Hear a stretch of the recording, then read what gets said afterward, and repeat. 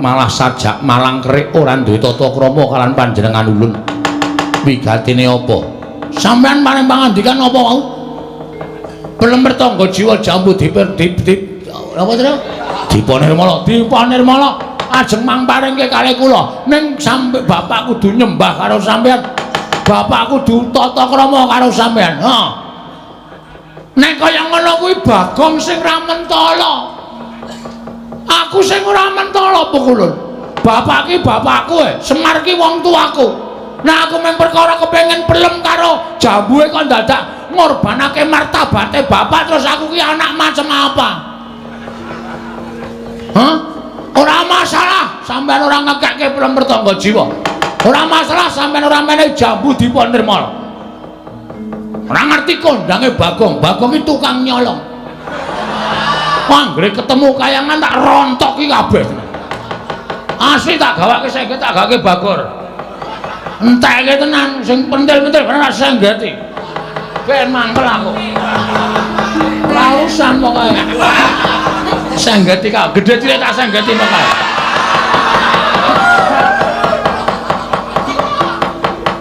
Nek sampean terus akon bapak kon nyembah kon dodok karo sampean kon tata krama arep padha karo Bagong mumpul duweni pepenginan ning ngorbanke karo martabake anu martabate bapak ora iso aku nglakoni kaya ngono. Lah kok kita malah ora basa karo panjenengan dulu apa kita ora kepengin kedurungan mertangga jiwa jambu dipun nirmala tak hapus kepikir aku wis ora bangun desa ora apa-apa. Masyarakat wis krungu dhewe kabeh. Iki mlumpuk masyarakat sak kelurahan pring ngapus aku minangka pengareping kelurahan. Wis do ngerti kabeh. Nek nggonku arep golek srana dadak ngorbanake bapak, tak jabel keinginanku. Ora sida bangun desa ora masalah. Nek aku kudu ngorbanake karo bapak, ora iso ora apa-apa, ora bangun ora apa-apa. Lah kok dadi kita malah wani karo panjenengan ulun. Wani wae sing tak wedeni apamu Bagong ki ora wedira sapa-sapa ae. Nyepelekke. Kowe nek nang kayangan kono disembah-sembah para dewa, sapa-sapa tok dawuhi. Sapa-sapa dewa tok dawuhi wedi karo kowe inggih pukul nang kene. Sarang penyamun nang kene. Kok nyepelekke ora? Bagong ora apa-apa aku tak nyembah, aku tak basa. Aja, Pak. Aja, Pak. Aku sing ra mentala. Aku ra tegel nek bapak tumindak kaya ngono. Padha karo aku lek bangun desa iki ngorbanake karo bapak. Aku ra iso nglakoni, Pak. Wis bapak meneng wae. Tenang nang kono. Lah pancen iki si butal dari gua hantu iki. Wis omong-omongane bocah. Arep ngisro kanan kene. Ora usah wedi, Pak. Mati tak wujude mbelani wong tuwa. Guru, Gus. Nganggo Bathara. Ah nesu. Nesu nganggo Bathara. Bathara sapa? Saiki ngene, sampean bali nang kayangan. Bali nang kayangan. Aja pisan-pisan ganggu gawe bapak. Aku ora ngarepke pelem pertangga jiwa jambu dipun nirmala. Ora masalah. Ora sida bangunan. Ayo mulai ngono. Jaya ora nggo apa-apa. Malah gawe masalah. Paling ora ya peyek-peyek apa-apa. Apa rambak. Rambak kebo. Sing iso ngono nang cangkem dhewe. Dilantil ora. Senengane ora. Hah? Ayo arep apa? Ki ulun bali nanging bareng kelawan jeneng kita. Lho, ngopo aku masalahku dadak tekan kayangan? Mergo kita wis wani karo ulun.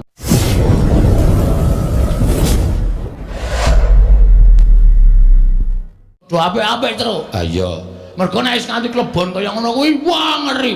Kuwi padha karo bunuh diri secara pelan-pelan. Sudah tidak ada obatnya. Iya. Mula tak teliti tenan. Pendak-pendak ana bocah nom sing saka Jaban Nangkah mlebu ning desa Pringapus kene tak teliti. Manggon kene entuk.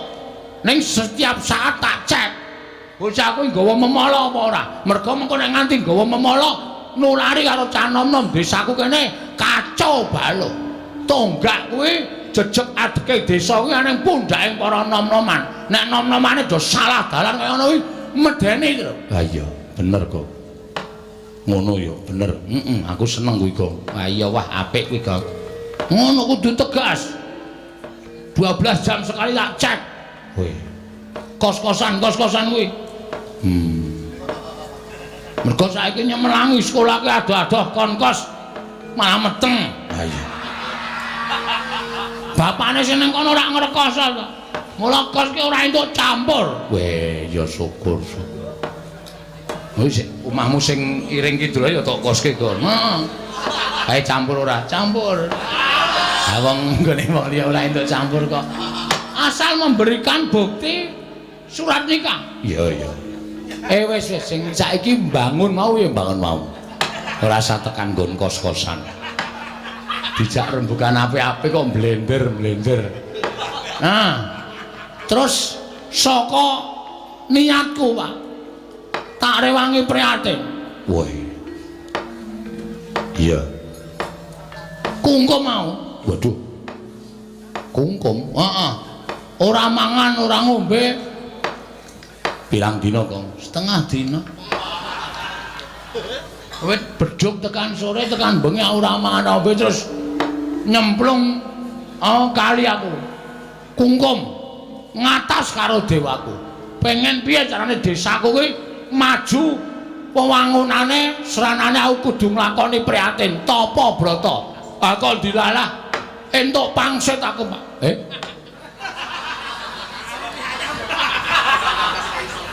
Entuk apa? Entuk pangsit.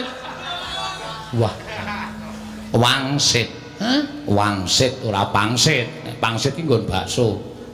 Wangsit ki sasmita. Heeh, entuk wangsit kuwi. Dumeleng ana ing Karna. Suarane halus kae, Pak. Oh, ngilae. Mas Tunama sidam sekaring bawana langgeng sekar mayang. Tak kira nek gomblo. Kok gomblo? Kaya lagune gomblo ya. Oh ngilae sekaring bawana langgeng. Buldewa. Oh. Dewa misik karo aku, Pak. Wisike dewa ngene iki pengendikane dewa sing tak tampa. Bagong, desamu bisa maju. Wewangunanmu bisa kasembadan. Waton kudu ana tumbal sing tok pendhem nang tengah-tengah desa.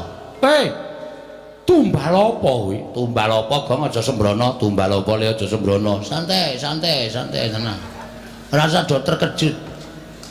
Mulane bapak tak rawuhake iki mergo aku urung paham apa sing dingendikake dewa. Tengah-tengah desamu kuwi pendemana sing disebut pelem pertangga jiwa karo jambu diponirmala. Pak, kuwi apa, Pak? Ngubeng minger pasar gamping tak obrak-abrik. Pasar buah Mringharja tak usah-asik. Ora ana sing jeneng pelem pertangga jiwa jambu diponirmala. Nek pelem rapia oke. Kuwi rambutan ya kok pelem rapia ora ngawur. Pelem aromane oke. Nek pelem pertangga jiwa jambu diponirmala kok ora ana iki. Kuwi jane apa ya, Pak? Legek-legek sadulita mel. Nek ngono sing menehi sasmita karo kowe iki pancen dewa. Pancen dewa, ambune wangi kok. Iya. Merga sing disebut pelem pertangga jiwa jambu diponirmala kuwi neng jagat ora ana. Lho. Terus anane cukule neng kayangan. Waduh. Kayangan? Iya. Kuwi daharaning para dewa, kuwi daharaning para widadari. Dewa ki ora mangan wohing dami, tegese ora mangan beras. Ora mangan apa-apa sing cukul neng lemah jagat Bantala iki. Ning sing dipangan ya kuwi pelem pertangga jiwa jambu diponirmala. Ombenane tirta amerta kuwi para Jawata. Lah nek ngono apa pancen kuwi dewa dawuh karo kowe supaya kon gayuh pelem pertangga jiwa jambu diponirmala. Wah, la edan iki. Ha iki nek arep kayangan metu ngendi, Pak? Nek saka kene nganu liwat Wijireja ora. Terus mengko nek tekan Palbatang Pal bapang kok pal batang. Liwat ndi? Kayangan ki nggone ora ning jagat, ning dhuwur ning antariksa. Waduh, ngrekoso meneh iki kok dadi angel Pak gegayoanku. Nek janjane nek kowe kepengin niat tenan, aku iso. Iso piye? Iso nggayuhke, iso no, Kang. Kowe iki ora ngerti kabare kok. Bapak iki klebu dewa. Ha iya le. Iso bapak iki klebu dewa kok. Masa, Pak? Dadi kabar sing sumebar nang masyarakat akeh padha ngandhakne bapak ki titi sing Sang Hyang Ismanta iki bener lho. Wah, Ismaya, Ismaya iki bener. Iya, monggo le padha ngarani ning aku ora rumangsa titis dewa. Ning aku tepung karo Bathara Guru kuwi nalindraning dewa iki aku kenal, aku tepung. Jare bapak iki kakane Bathara Guru. Iya, biyen. Ning mergo aku keluputan aku terus didunke ning jagat. Dadi wong kaya ngene iki. Ning upama bapakmu gak ning kayangan, guru sing ngaku nek aku ki kakangne. Asik, ngene wae, Pak. Bapakmu gak ning kayangan nyuwunke pelem pertangga jiwa karo Jambu Dipa Nirmala kuwi digawa ning jagat, engko tak pendhem ning tengah desa men dadi syarat srana nggonku mbangun desa kelakon, Pak. Ayo kene ya. Kenapa? Ge menyang, Pak? Tak pesenke Grab. Semar ning kayangan ki ora numpak kendaraan. Ning Semar ning kayangan ki munggah sarana ngambah dirgantara. Ning nek aku sowan ning kayangan mongko aku kanthi badan wadak, dewa-dewa mesti nesu. Ajarane kowe kakane Bathara Guru. Dewa-dewa mesti do wedi karo kowe. Arep padha wedi karo aku ning aku ngurmati jejering aku titah. Dewane kuwi sembaning titah. Aja nganti aku malang kadak wani karo dewa. Terus piye iki? Piye, Pak? Apa ora mesake karo aku? Mbok kowe mesake to, Pak? Piye carane supaya pelem pertangga jiwa karo Jambu Dipa Nirmala iso tekan donya? Tak pendeme. Nek bapak ora sak biantu karo aku terus aku kon sambat karo sapa wis? Gareng ya sing ora iso golek pelem pertangga jiwa. Paling pelem gadunge dikrokoti dhewe. Petra ya sing ora iso goleke. Wis saiki nek ora bapak sapa wis? Apa bapak ora mesake karo aku? Masyarakat wis tak janjeni supaya ngenteni nggonku mbangun desa iki lho, Pak. Nek bapak ora mbudidaya, isen aku, Pak. Wirang tenan aku. Bantunen, Pak, wong ya ora ngentekke prabayae kok mir-mir. Kok njur mir-mir lali Pak. Guys, Pak, mesake aku, Pak. Iya, sabar, rasa kesusu, Bagong, rasa kesusu to, Li. Dewaning para dewa. Wah, Pukulun, selamat, Pukulun. Selamat apa? Selamat Hari Guru. Pahlawan tanpa tanda jasa. Pancen cah edian. Anggepe guru SD nu piye? Sampeyan sinten Pukulun? Ulun Bathara Guru. Bathara Guru napa ulun? Lho, ulun Bathara Guru, kita Bagong. Kula Bagong sanes kita. Wah iki nek ora digenahke suwe lho to iki to. Mergo iki angel bocah iki donge angel acah bloken kok dadi pengarep kuwi lho. Jak omongan cara dewa kok ora ngerti. Kula ngaturaken sembah mangabekti kula kunjo nggih Bathara Guru. Ulun tampa. Lho ulun meneh. Ora liwat pangestu ulun kita tampani. Kita nek ndi mau, Pak? Ora ngerti. Kok sing ngaturke bekti aku kok sing diparai pangestu kok kita. Kita iki kowe. Oh, aku kita. Iya. Terus nek aku nyeluk Bathara Guru, Pukulun. Pukulun. Nek Bathara Guru ngarani aku, kita. Nek Bathara Guru ngarani awake dhewe ulun. Oh. Wis paham. Dipun sekecakaken anggenipun lenggah nggih kita. Lho. Kok kita piye? Kita iki jare kowe. Kowe iki aku ngarani kita iki ra mbanggae bingung lho. Ming masalah ketekan dewa aku iso stroke lho iki. Wis moko iki manut wae sing ngomong kok ben bapak. Bathara Guru. kula wonten dawuh Kakang Ismaya. Sing gedhe pangapura aku ngaruhake kowe ana bab ing bakal ndak andhake marang kowe. Inggih. Kakang Ismaya badhe paring pangandika menapa? Iki ngene.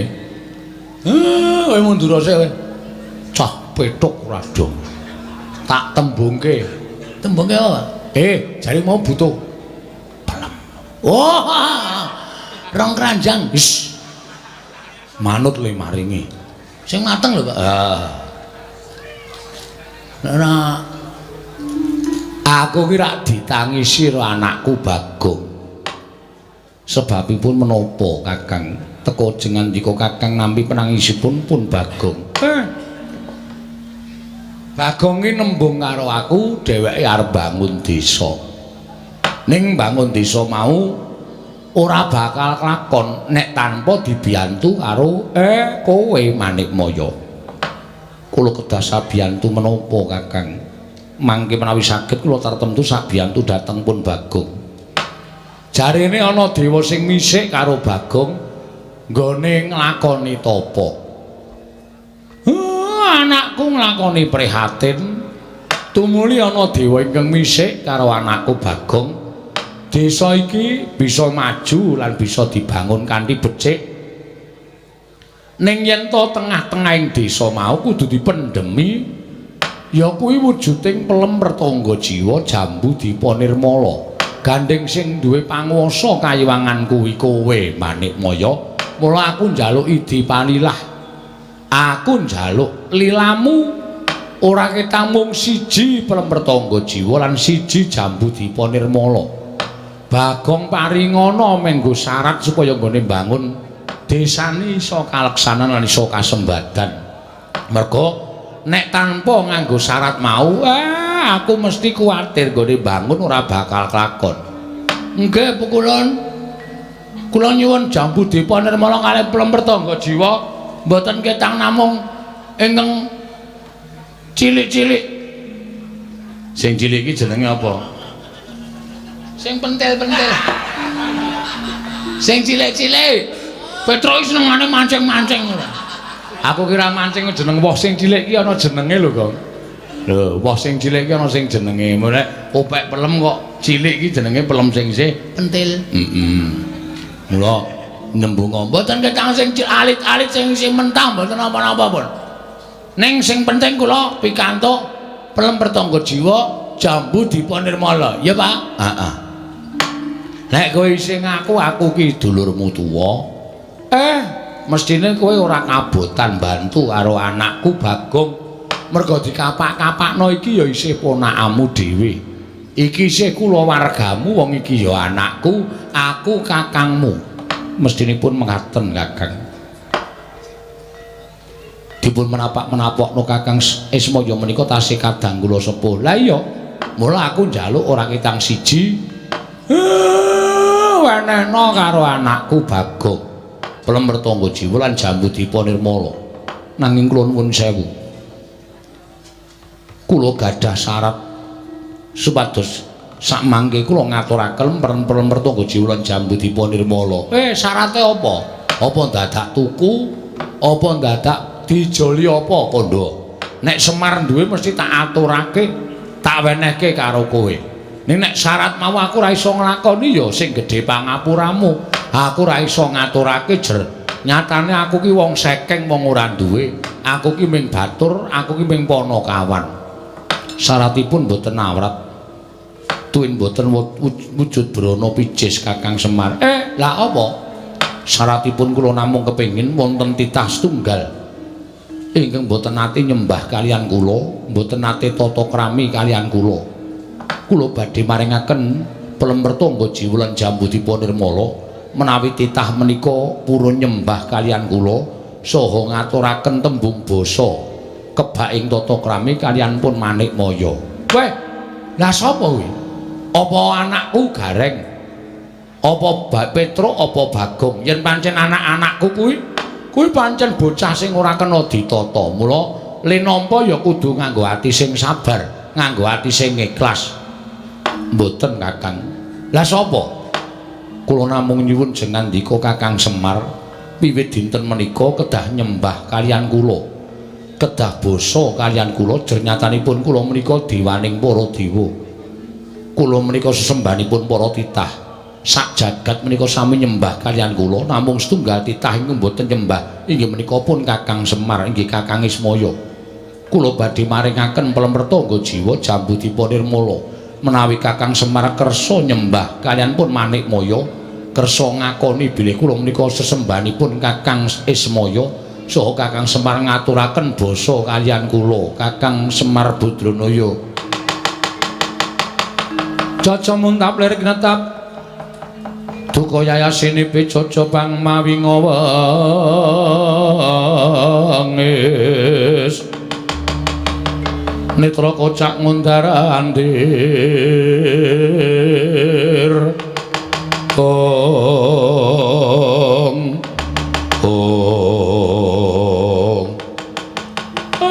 aku inggih Kakang Semar.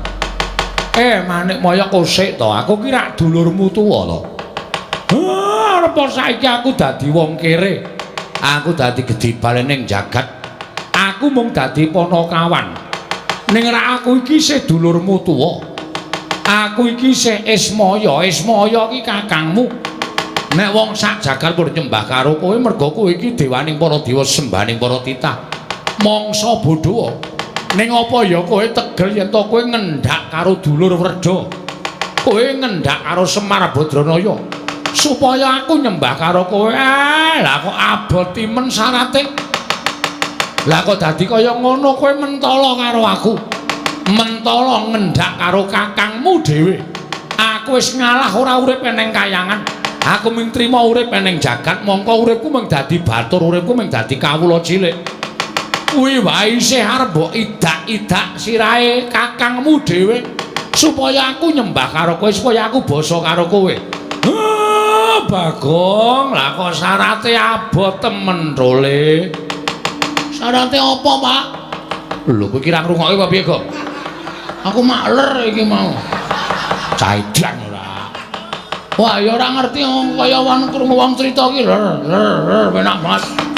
Tangi-tangi Semar wis dole Bathara Guru, Bathara Guru. Apa Pak ana masalah? Kowe arep diwenehi pelemperta nggo jiwa Jambudipun Nirmala ning kudu ngorbanake karo bapakmu, Bagong. Waduh. Ngorbanke maksude? Ngorbanke aku kudu nyembah karo adhiku, aku kudu ndodhok, kudu laku ndodhok karo adhiku. Kudu tata krama, kudu basa. Nggonmu arep mbangun desa kok ngorbanke karo martabate bapakmu dhewe, Bagong. Aja, Pak. Aja. Jangan, Pak. Jangan kau lakukan itu, Bapak.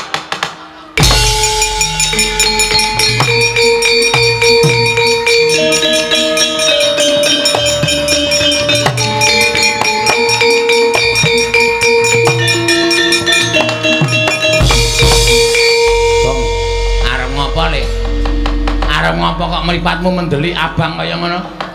Gong arep ngopo gong mripatmu mendelik abang ngono? Meleh aku. Lho. Abang ngrene mataku abang. Kowe iki ngawur ora? Mangke riyen Bathara Guru kula tak wawan pirembagan kali sampean. Bagong ya gene kita maju ning arep ulun malah sajak malang kerik ora duwe tata krama kalian panjenengan ulun. Wigatine apa? Sampeyan paring pangandikan apa mau?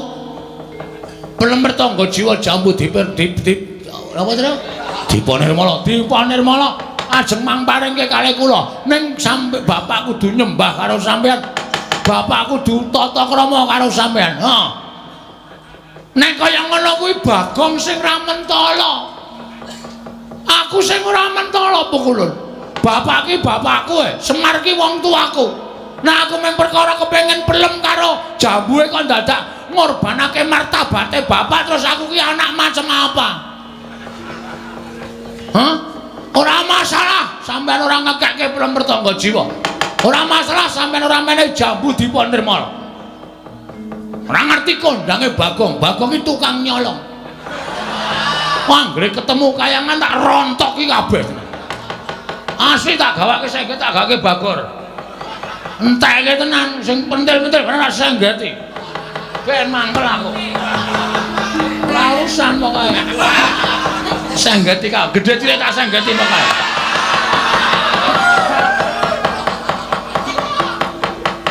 Nek sampean terus akon bapak kon nyembah kon dodok karo sampean kon tata krama arep padha karo Bagong mumpul duweni pepenginan ning ngorbanke karo martabake anu martabate bapak ora iso aku nglakoni kaya ngono. Lah kok kita malah ora basa karo panjenengan dulu apa kita ora kepengin kedurungan mertangga jiwa jambu dipun nirmala tak hapus kepikir aku wis ora bangun desa ora apa-apa. Masyarakat wis krungu dhewe kabeh. Iki mlumpuk masyarakat sak kelurahan pring ngapus aku minangka pengareping kelurahan. Wis do ngerti kabeh. Nek nggonku arep golek srana dadak ngorbanake bapak, tak jabel keinginanku. Ora sida bangun desa ora masalah. Nek aku kudu ngorbanake karo bapak, ora iso ora apa-apa, ora bangun ora apa-apa. Lah kok dadi kita malah wani karo panjenengan ulun. Wani wae sing tak wedeni apamu, Bagong ora wedi sapa-sapa ae. Nyepelekke. Kowe nek nang kayangan kono disembah-sembah para dewa, sapa-sapa tok dawuhi. Sapa-sapa dewa tok dawuhi wedi karo kowe inggih kula nang kene. Sarang penyamun nang kene. Kok nyepelekke ora? Bagong ora apa-apa, aku tak nyembah, aku tak basa. Aja, Pak. Aja, Pak. Aku sing ra mentala.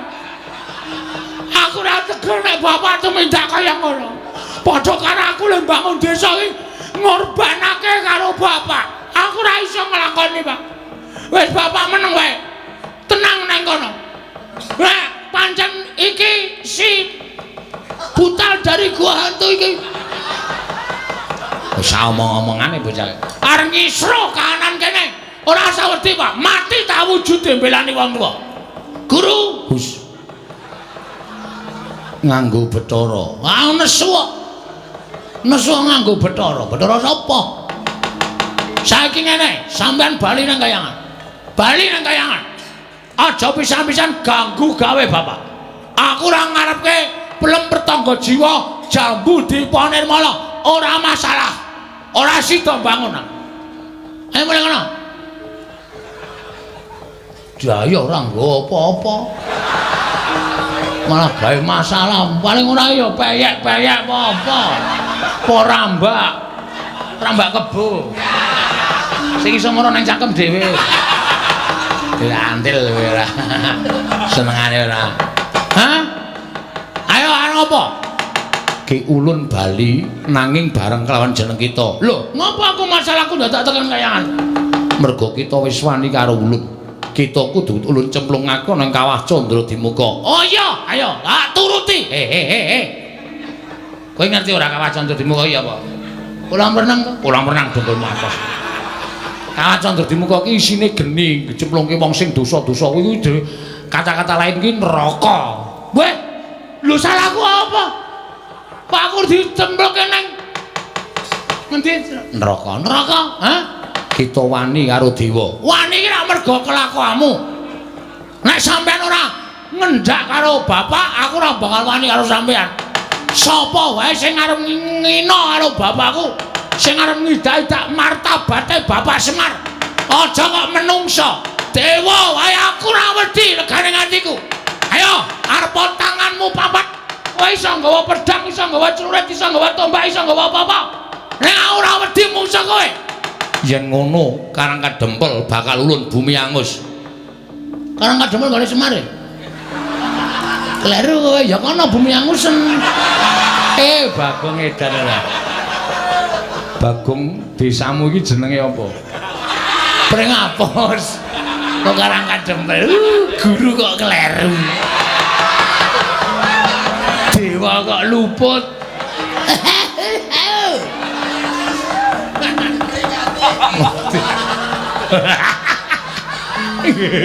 Iki ape lho, ora sengaja kleru. Isin aku wirang bebareng.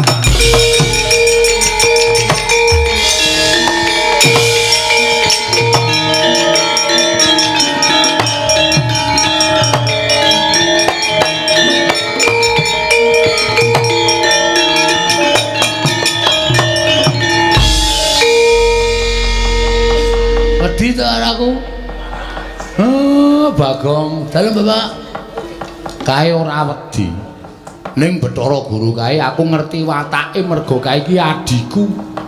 Nek wis ngono kae kekarepane ora bakal kendho. Kae engko ora ngetapke para dewa-dewa gawe rame ning desa Pringapus kene. Wah, lah keparat. Ora ngerti nek aku ki juara wusu. Waduh. Wusu ya apa gong pencaksilat. Kowe wani mungsuh dewa. Wani wae, ora ana wedine mungsuh sapa-sapa.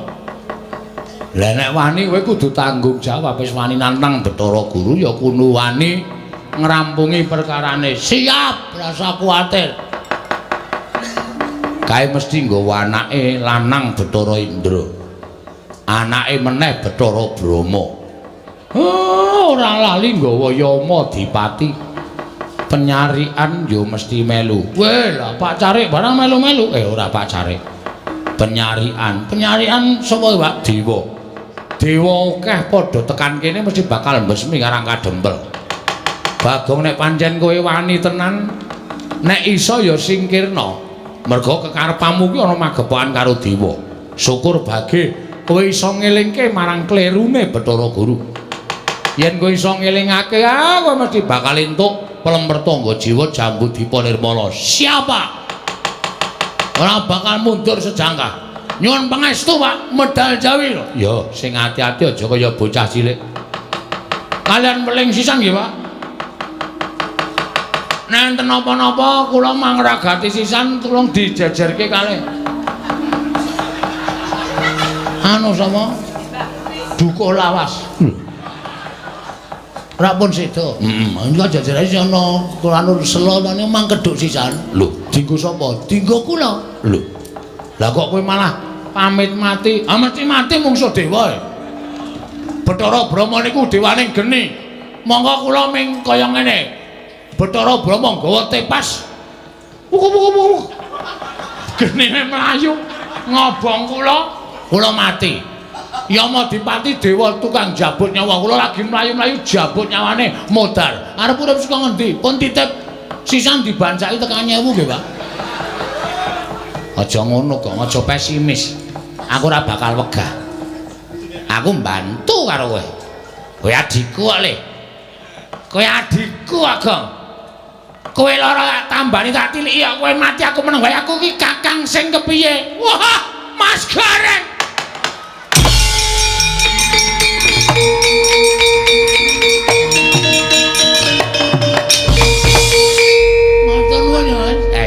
Pada.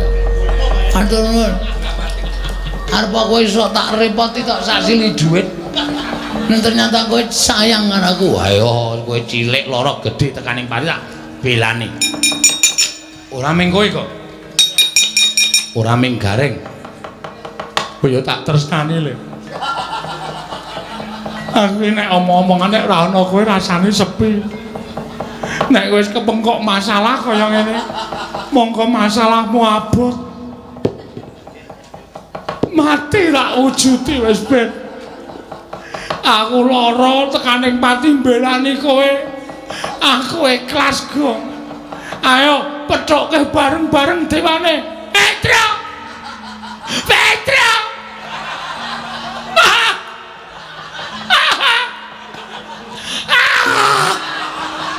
Pecoe. Wong mang apa diloloi biteng. Cilik. Anak gede sisan. Ramala Petro kakakku ben. Aja Petro. Matur nuwun ya, Tru. Semar wis. Ngesel-ngeselke wiyaga. Mas Bagong, kula dados garwa sampeyan menika boten namung setunggal kalih dinten, nanging pun ngrasake pahit getire wong omah-omah. Sampeyan penak, kula ya penak. Sampeyan ora penak, kula ya ora penak. Sampeyan penak, kula ora penak. Iki wis bola-bali. Mula nek sampeyan kenging perkara, nek sampeyan kenging masalah kaya ngoten, kula ora trima. Dewa-dewa ajeng kula trenggalangi. Sampeyan mati, kula kudu melu mati. Sampeyan lara, kula kudu ngrasake lara Mas Bagong. Tariem. Tariem. Ora nyono nek kowe jebul tresna karo aku. Monggo kowe sak suwene dadi bojoku blas ra tau gawe wedang aku. Ning iki ana kahanan kaya ngene iki jebul kowe sayang karo aku. Tariem.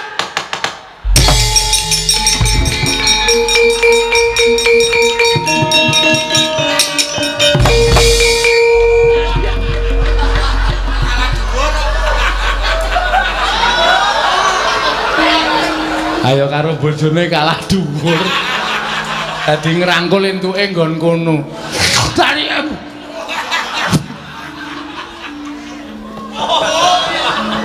Pokoke kula juru kangge pitami. Heeh.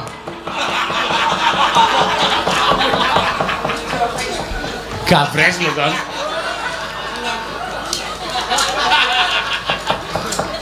Cahe dian. Oleh dong.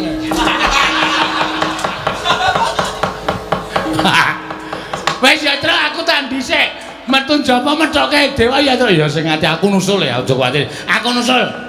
Wes mongso borong anak-anakku do dirampungi. Ya aku mangkat sik. Nggih. Pokoke kula samapta ganti sami genggi. Sambung-sambung Mas Bagong menika kraos kelak kudu rumiyin. Kula puterke. Ngono wae aku njaluk pamit ya. Nggih, atos-atos.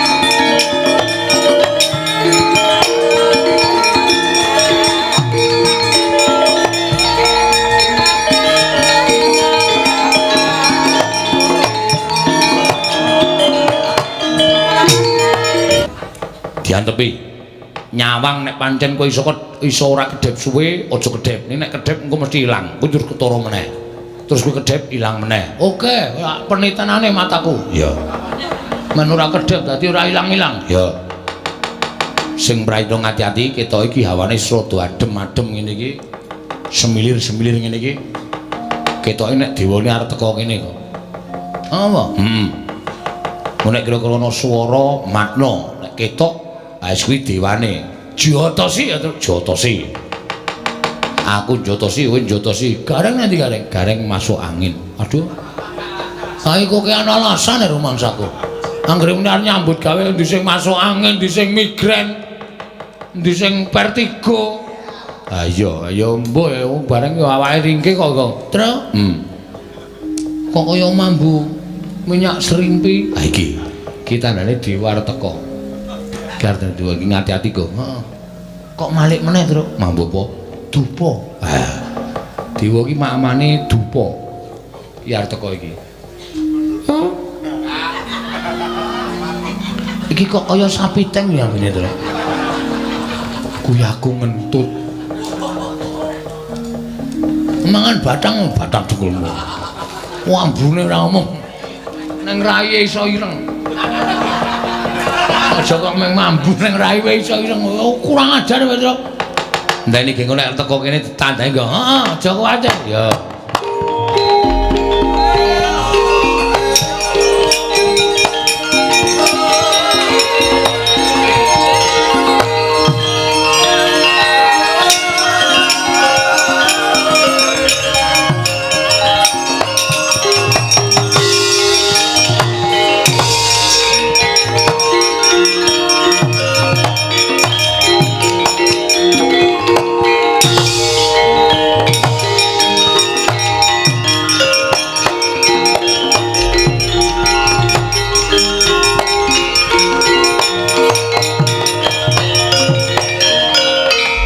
tuti lamun katututan lamun mangsa prawira tiktaya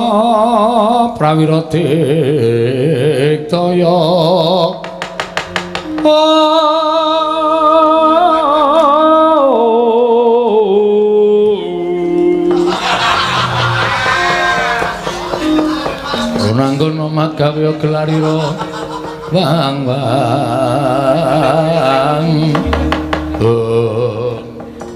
ngopo iku iki Gong isih marahi tongkongku plendhingan ya iki lah ngopo kene iki cilaka wae dadi rambati cokor wong aku sang mula lho ha iya kok ora wedi ya ya ora galak kok iki kok tak sawang kok cat katon cat ora wong pilahi Mas Tunomo sidam sekaring bawura langgeng yen kowe takon karo aku Bathara Penyarian lho iki sapa njaluk tanda tangan Pak Carik lho Pak Carik sapa kuwi Bathara Penyarian sing arep kuwi wala branyak pasemone branyak sing mburi sapa lho weruh karo aku Bagong weruh wae kacamata ya padha sapa wae Ulun Atmajaning Bathara Guru ingkang angka 4 Ulun Bathara Indra iya sing arep Ulun Bathara Penyarian iki Bagong dasar kepara nyata ngapa diwa-diwa dadi karene lho kusik to kowe kok ora basa karo dewa iki anggepmu kowe iki titah kok ora basa karo dewa wis pancen tak niati tak basanono malah ming damai rasida gegeran percuma ya Tru ha iya mati tak wujudi Bathara Guru ya Sang Hyang Manikmaya ya Sang Hyang Jagat Giri Pratingkah wani gawe syarat bapakku nyembah karo Bathara Guru monggo bapakku Sang Hyang Ismaya kuwi kakane Bathara Guru hah kok kon nyembah anggepe apa kowe dikongkon bapakmu kon ngajar aku kon bondo aku to dasar keparnyata yen kowe wani karo Sang Hyang Bathara Guru kowe tak bondo tak krincung sikil lebokke ning Kawah Candra Dimuka aku ora wedi aku rek lho sapa Gong rek kok rek penyarian lek ngundang rek ngono wae nek gedhe ya su ngono ngawur ben sih saling nesu piye Ndra kowe sinar gelut ya Ndra piye radiomu piye Ndra kanca prihatin lahir batin piye isih sukses ora kowe Ndra pleret ayo araja gembelo siramu grelem pancamu nek pancen ketok wani Bathara Guru nek ngono adu argumen karo Bagong ora minggat karo aku tak cekel arep boke ning Kawah Candra Dimuka Bagong kene margani patimu maju legane wis ben mutar mbok men apa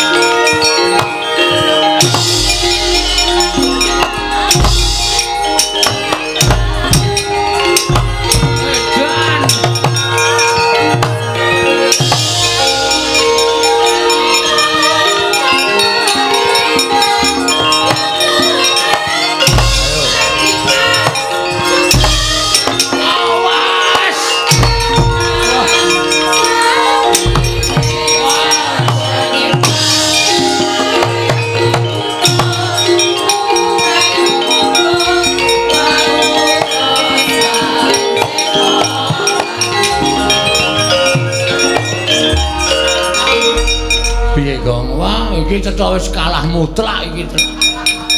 Kalah mutlak piye? Ha piye dewane ampuh tenane. Kok ampuh? Aku diantem penyarian diis kena nggon sirah. Dheweke ngoyak aku tak incem wae ngantem bola-bali tak tadahi tak saut tangane arep tak antemi. Ora kena lho. Ora kena piye? Kaya nganggo aji lembu sekilan iki lho. Kaya ana sing duwa ngono lho, ana betenge lho. Tak antuk itu maplek ngono ning kaya ora tekan. Waduh lah piye ya Gong? Waduh. Ha iki ra imbang iki. Dewa kok do seneng to nganggo aji lembu sekilan. Monggo aku emoh lho. Kok emoh? Lah kayane kena ning ra kena. Kayane iki mak bol kurang sekilan.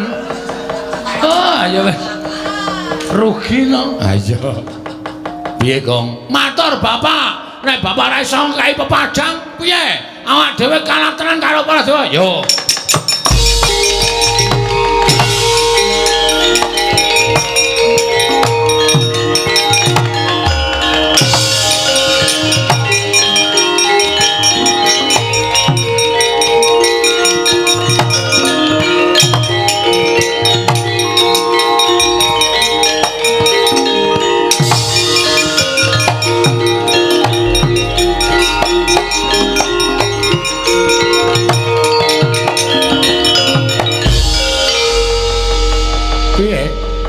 Ketiwasan, Pak. Ketiwasan piye?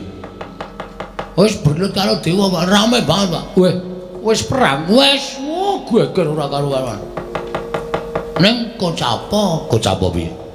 Bareng aku areng ngantem karo Petruk iki, angger tak antemi kurang sekilane lho, Pak. Kaya kena ning ora kena. Ah, kuwi jenenge aji lembu sekilan. Kuwi aji ora diwatek ning dewa wis duweni kabeh. Waduh. Nang ora iso dijotos. Sing muni ra iso sapa? Iso. Carane aji kuwi bakal ilang nek disembah ping 3. Terus ling ngantem aja sirah. Aja dodo. Ning weteng medun. Asli? Heeh. Piye, Truk? Mangkat. Oke. Nyembah ping 3. Sing diantem weteng medun. Wah, malah pusat kuwi. Ayo. Ditenana lah slentri wis. Yakin wis tak sembah antem kon. Wah, wis mesti do mules kabeh dewane.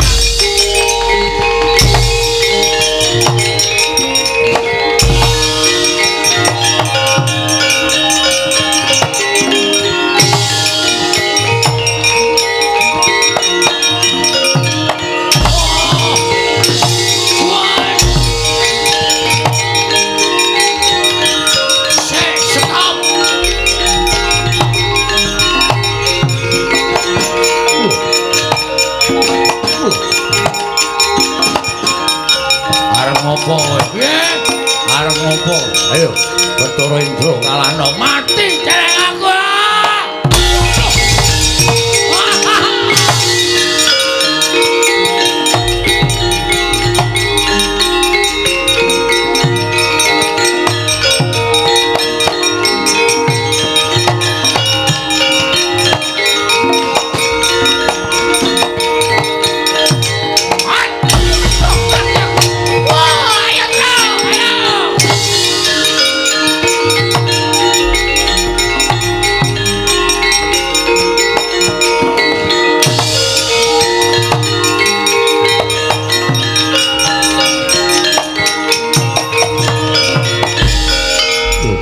Bathara Indra napa?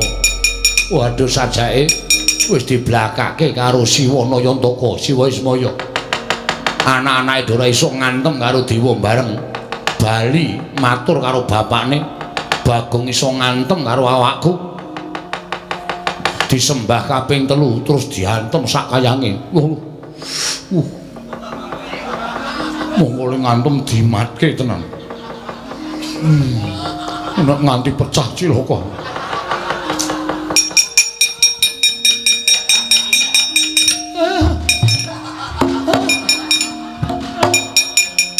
Gawe Bathara penyarian. Iya Kakang, mati aku Hedian Petruk anu gareng ngawur banget.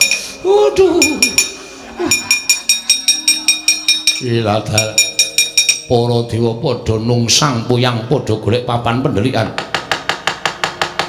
Ponokawan Gareng Petruk Bagong kuat nadai daya kekuatan genine Bathara Brahma. Aku meguru karo kowe legane ati.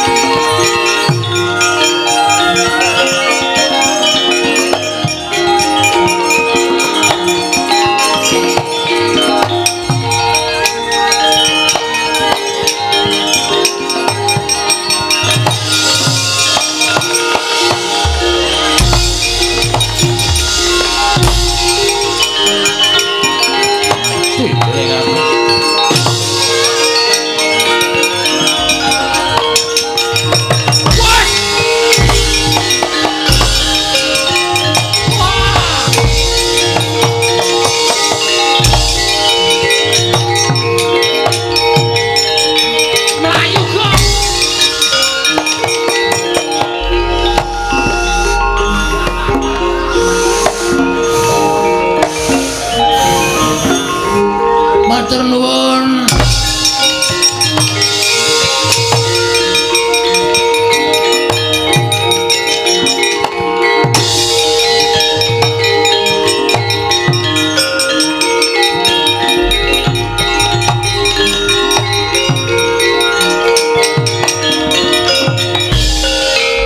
Mulat sanggaring para putra dibujung hakni ingkang sak lumbung Bandung gedene.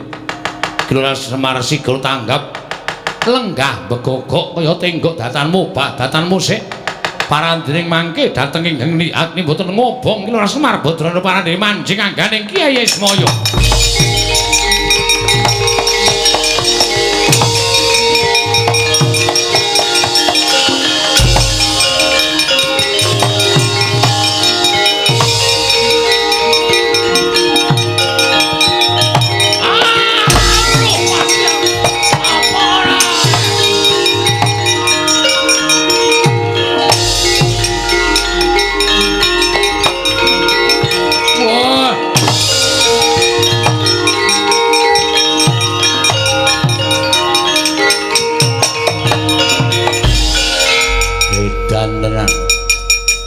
Ngatasi Panakawan kok ngorak-arik dewa. Ora mung ngorak-arik dewa, ngorak-arik pasir wae kulino.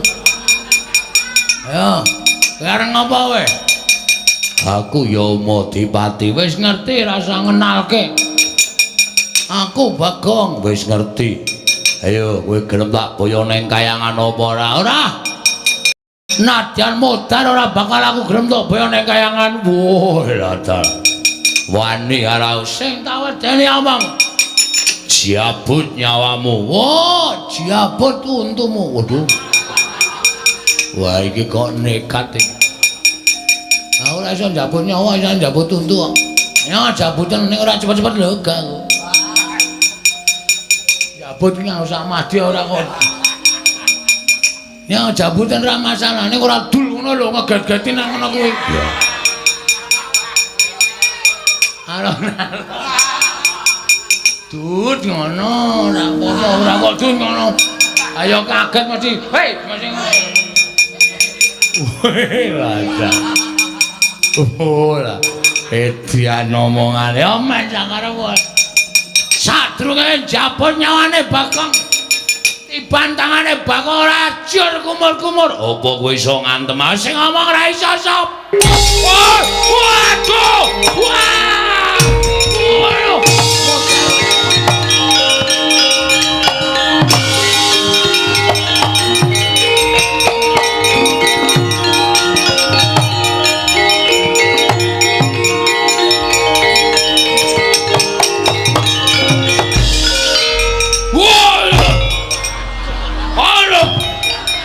Yang Madipati kenang apa? Aduh.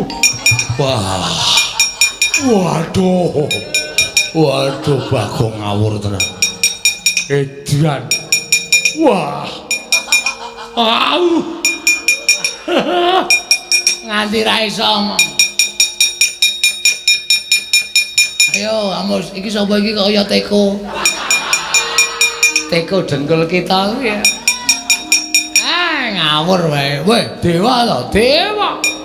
Ulun kami tuaning dewa, kami tuaning Jawata. Ulun Bathara Narada. Ah, kowe saiki Narada wae. Kowe patih Suralaya wae. Arep melu-melu perkara iki mati. Kusik. Ora sembrono ya. Ulun iki ora melu perkara iki. Ya ulun malah ngelek karo Adi Prabu Bathara Guru aja nganti melu-melu. Utawa aja nganti wani-wani karo Kakang Isma ya ning Adi Prabu Bathara Guru kuwi berguguk utawaton ngeyel. Wis ora lumrah, ora jenengane nek dewa kok bubar mungsuh Panakawan. Ayo nyembah ping 3 ngantem dewa weteng medun. Ayo. Wah, mula kok dewa do gegem kuwi kabeh. Do ditutupi kabeh. Wah, lah ya musuh Panakawan mesti dimatke, tamatke. Ndi ngono? Hus. Menamu jengkolmu. Duwe ora? Duwe. Rasa ulun ora melu-melu perkara, ora melu-melu lunga. Ora melu-melu lunga. Ora gelem lunga. Sampun ya wae lah edan.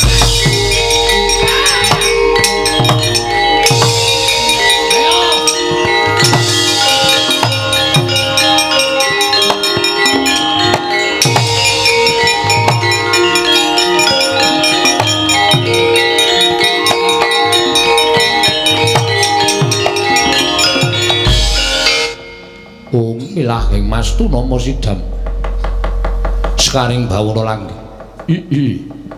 Lah kok dadi kaya ngono kananing para Panakawan. Apa pancen wis diajangi jembar karo Kakang Ismaya yen to Panakawan kudu wani kalan para Jawata. Nala Garing Petruk Bagong. Kita wis gawe wirangking para Jawata nganti padha kapracondhang bali marang kayiwangane dewi-dewi. Yen pancen kita digdaya sak wong atuwa kita kudu kuat nadai Cis Trisula. Yen kita kuat nadai Cis Trisula, ulun ngakoni lan ulun bakal maringi wujuding pelemertangga Jiwulan Jambudipta Nirmala Panakawan.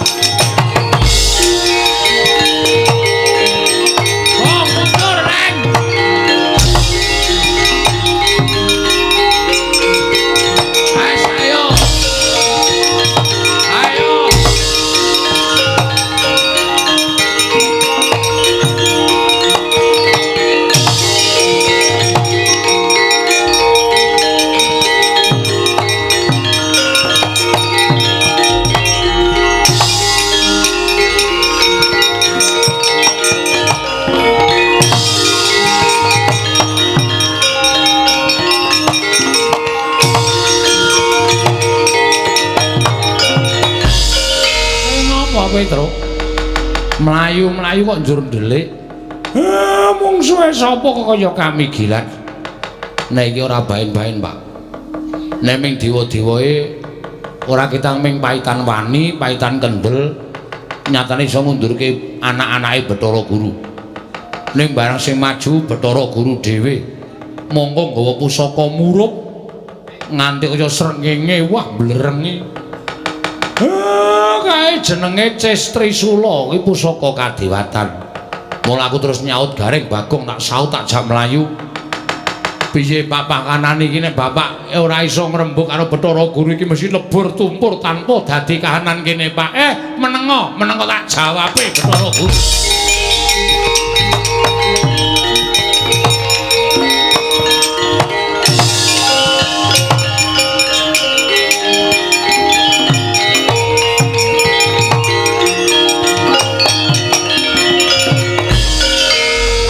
Marika den prayitna semuriris boten kanten-kantenan. Kula boten narimakaken Kakang Ismaya mila dinten sak mangke kula suwun Bagong badhe kula beto wonten ing Kayuwangan badhe kula pejahi. Piye nolo Garing wis nehne wae Pak mangane iki. Oh aku ya mathuk keke wae Pak. Oh Pak keke wae mangane meng ribet-ribeti uripmu. Saku tak modar wae Pak. Aja tole aja kowe anakku sing tak tresnani. Aja nganti ana wong sing wani gendak sikara karo kowe. Saiki ngene wae Bathara Guru. Nek kowe kepengin boyong anakku Bagong, aku sing eman, aku sing ora entuk. Mula ning aja nganti kowe gawe gelo rasamu, aja nganti atimu gelo. Sing munggah ning Kayangan aja Bagong, sing tok hukum Semar wae hukumen. Kakang Ismaya sagah. Ora sagah sebab apa? Urip ya wis ketuan ning alam padhak. Tur iki ana pancatan nggonku bali marang ayunaning Gusti srana adiku lanang mbok menawa iki iso tinampa sowanku. Pak. Aja, Pak. Nek bapak pasrah pati urip karo Bathara Guru terus piye kanan iki engko, Pak? Anak ki tak labuhane Garing wis ora satok tangisi. Ora apa-apa kowe wis gedhe tuwa. Ora sak ora duwe bapak, ora apa-apa kowe iso urip dhewe. Ampun, Pak. Kula ya ora iso urip dhewe, Pak, nek tanpa bapak. Wis ora apa-apa, Truk. Besok golek bapak lurah. Pak lurah dengkulmu iki karo bapak ora tresno blas kok. Wis gage aku gawanen ning Kayangan.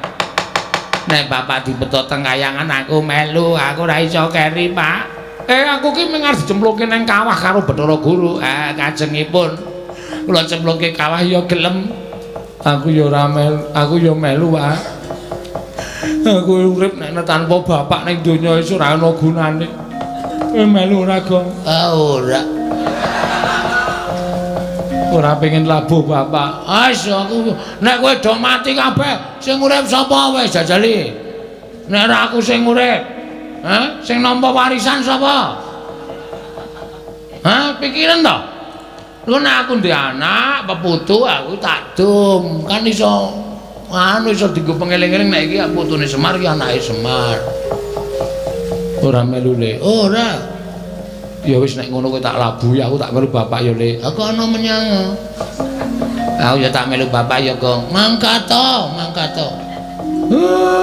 Guru malah anakku loro Garing karo Petruk sagah makili adine menawi ngaten tetiga iso monggo menawi Kakang Semar Dura Sembodo sampun ngantos nepataken dhateng kula menawi kula tiga lan Kakang Ismaya kula kandhirmi mingga wonten ing Kayangan lho Garing ayo Petruk melu bapakmu monggo Pak kula ndang monggo Pak kula dherekaken Pak ayo Bathara Guru monggo Kakang Ismaya.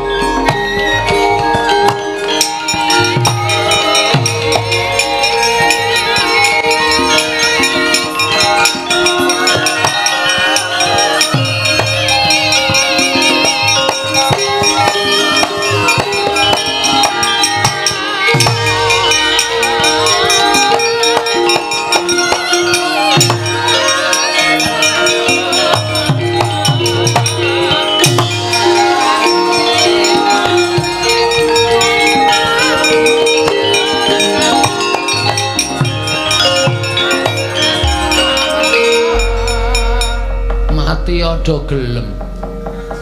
Aku ya engko urip rung tutuk modal. Semar mati, Garing cemplungke kawah mati, Petruk mati. Aku mung kari marani ning omahe Garing, yu diutus Kang Garing kon njaluke sertifikat. Maranane Petruk, yu kon diutus Petruk kon njaluke sertifikat kae lemah kae di statuske aku. Sugih dadakan. Anakku tak kei metu saka Polsek langsung tak kei lemahnya. Gak didol nggo mendem. Ayo canggleleng apa ya semen.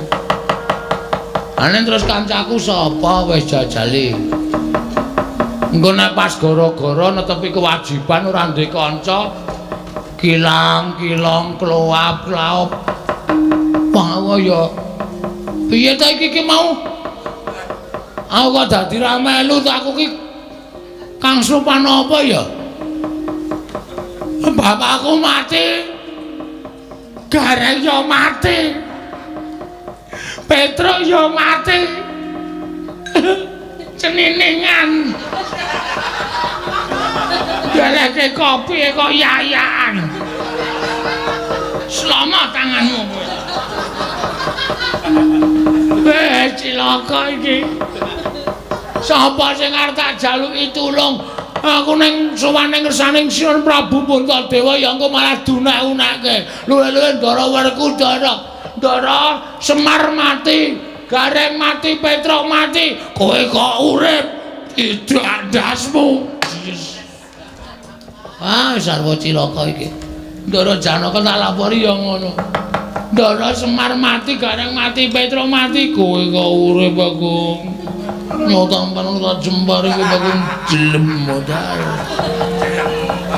Ndara Gatotkaca tak lapori ya ngono. Ndara Gatotkaca Semar mati, Gareng mati, Petruk mati. Unter bayarmu. Monggo Ndara Gatotkaca kendel e. Bar bathi oke mambenge Ndara Gatotkaca tenan. Yakin apa ora didomke kok?